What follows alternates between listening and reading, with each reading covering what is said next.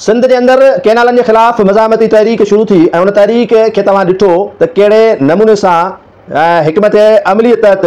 पहिरियां बबुरलो बाईपास बंदि कयो वियो। उन खां पोइ सिंध के झरझंग में एहतजाज शुरू थियो ऐं कैनालन खिलाफ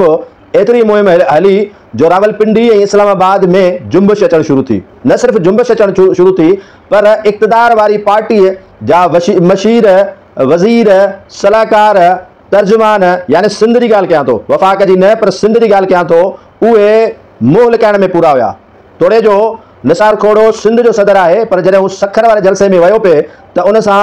मज़ामती कारकुननि वाह जो तादी कई, अहिड़ी तादी कई जो हू कंहिंखे बि मुंहुं ॾेखारण जे लाइक़ु न रहियो। एतिरी उन सां तादी थी, न सिर्फ़ु उन सां तादी थी पर गुज़िरियल ॾींहुं तव्हां ॾिठो त सिंध जी वॾी बिरादरी जे सरदार जेको चीफ सरदार मोहम्मद बख्श मेहर आहे उनखे दादो में रोकियो वियो। भले सरदार मोहम्मद बख्श मेहर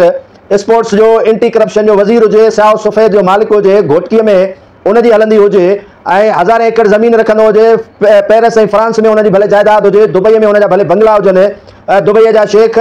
भले उनजा दोस्त हुजनि ऐं उनखे गिफ्टियूं 6 गाॾियूं कंदा हुजनि, पर जॾहिं सिंध जो शऊर जागंदो आहे ऐं सिंध जे मफ़ादनि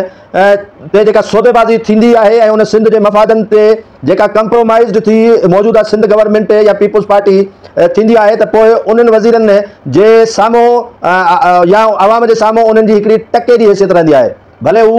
केतिरा बि जेको आहे सो खानी खाना हुजनि पर जॾहिं सिंध जो शऊर रोडनि ते निकिरी ईंदो आहे त पोइ उन्हनि जी कंहिं बि नमूने जी हैसियत न रहंदी आहे। उन वक़्तु सिंध जो शऊर अवाम ऐं उन्हनि जो जेको हिकिड़ो इनक़िलाबी क़दम आहे उहो हावी हूंदो आहे इक़्तिदार धड़नि ते ऐं इन्हनि बादशाह नुमा वज़ीरनि ते ऐं इन्हनि सरदारनि ऐं भोतारनि ते।